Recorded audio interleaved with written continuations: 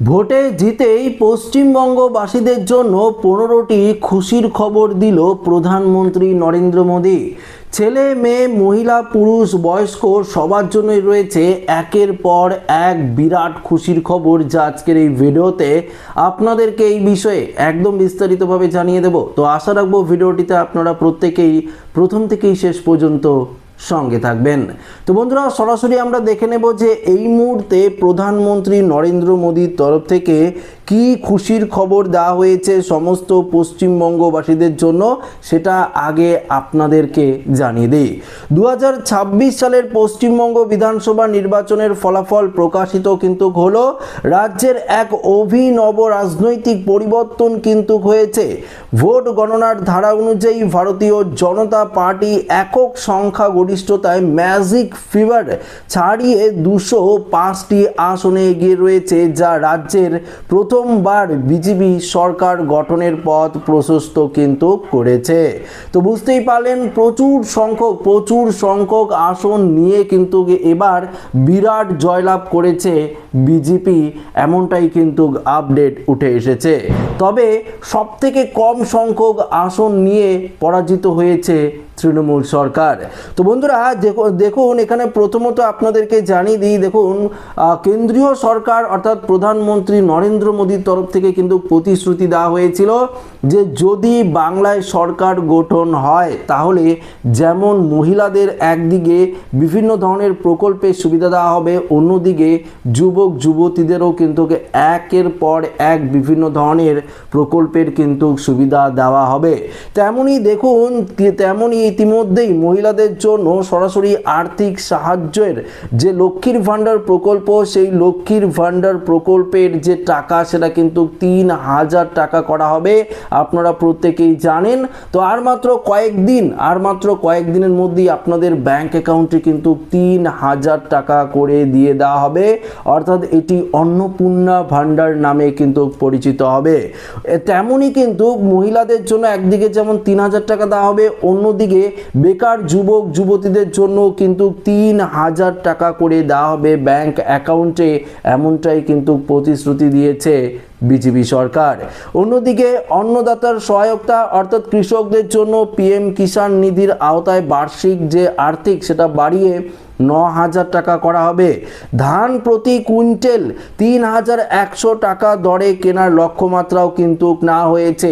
আর অন্যদিকে যার জেরে ভোটের যে খেলা সেটা ঘুরে গিয়েছে, সেটা হচ্ছে সরকারি কর্মীদের দীর্ঘদিনের অভিযোগ ডিএ বা মহার্ঘ ভাতা নিয়ে, সেটাও কিন্তু 45 দিনের মধ্যেই দিয়ে দেওয়া হবে এবং সপ্তম যে পে কমিশন সেটাও কিন্তু এখানে ঘোষণা করে কার্যকর করে দেওয়া হবে।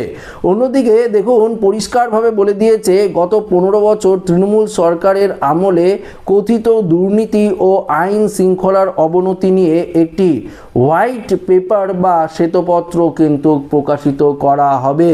কাটমানি সংস্কৃতি ও সিন্ডিকেট রাজ চিরতরে বন্ধ করার জন্য কঠোর আইন ব্যবস্থা এবার কিন্তু চালু করা হবে। পাশাপাশি 2026 সালের ডিসেম্বরের মধ্যে সমস্ত সরকারি শূন্য পদের মেধার ভিত্তিতে স্বচ্ছ নিয়োগ প্রক্রিয়া সম্পূর্ণ করার কথাও কিন্তু এবার বলা হয়েছে।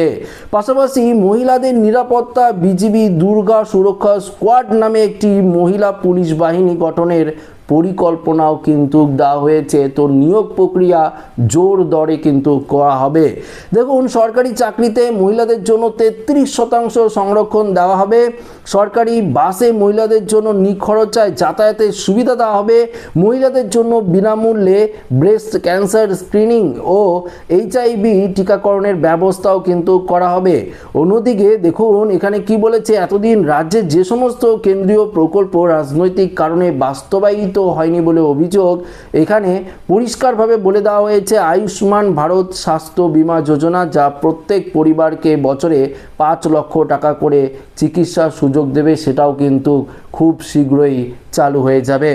পাশাপাশি সেটার জন্য গ্রিন সিগন্যাল কিন্তু ইতিমধ্যেই দিয়ে দিয়েছে প্রধানমন্ত্রী নরেন্দ্র মোদী। পাশাপাশি বিজেপির অন্যতম প্রধান রাজনৈতিক ইস্যু হলো অনুপ্রবেশ বন্ধ করা। তারা প্রতিশ্রুতি দিয়েছে এখানে সরকার গঠনের 6 মাসের মধ্যে রাজ্যের ইউনিফর্ম সিভিল কোড বা অভিন্ন দেওয়ানি বিধি কার্যকর করা হবে। সীমান্ত এলাকায় 100% কাঁটাতারের বেড়া দেওয়া হবে এবং অনুপ্রবেশকারীদের চিহ্নিত করে কড়া ব্যবস্থা এবার নেওয়া হবে। দেখুন এখানে কি বলেছে, উত্তরবঙ্গে একটি নতুন এইমস এবং রাজ্যে নতুন আইআইটি আইআইএম এখানে স্যাটেলাইট ক্যাম্পাস তৈরি করা রয়েছে। আগামী 5 বছরের রাজ্যে 1 কোটি নতুন কর্মসংস্থানের সুযোগ তৈরি করার লক্ষ্যও কিন্তু নেওয়া হয়েছে। তো বন্ধুরা আপনারা দেখতে পারলেন আগে যে ইশতেহারে এই সমস্ত কিছু কিন্তু বলেছিল, আরও বেশ কয়েকটি গুরুত্বপূর্ণ ঘোষণা ইশতেহারে করেছিল অমিত শাহ। তার মধ্যে এই যেগুলো আমি বললাম আপনাদেরকে সেগুলো খুব দ্রুত বাস্তবায়িত করা হবে। তো বুঝতেই পারলেন বিজেপি সরকার গঠন করার আগেই অর্থাৎ ভোটে জিতেই বড় সড়ো ঘোষণা করে দিল প্রধানমন্ত্রী নরেন্দ্র মোদী। এই জয় অর্থাৎ এই যে জয়ী হয়েছে বিজেপি সরকার, এই জয় সম্পূর্ণ পশ্চিমবঙ্গের জনতার জয়। এবার হবে পরিবর্তন, এমনটাই কিন্তু জানিয়ে দিয়েছে প্রধানমন্ত্রী নরেন্দ্র মোদী। তো বন্ধুরা আজকের এই ভিডিওটি কেমন লাগলো অতি অবশ্যই কমেন্ট বক্সে কমেন্ট করে জানিয়ে দেবেন। ভিডিওটি ভালো লাগলে লাইক করবেন, বন্ধুদের সাথে শেয়ার করবেন, নতুন হয়ে থাকলে চ্যানেলটিকে সাবস্ক্রাইব করে আমাদের সঙ্গে জুড়ে থাকবেন। ধন্যবাদ।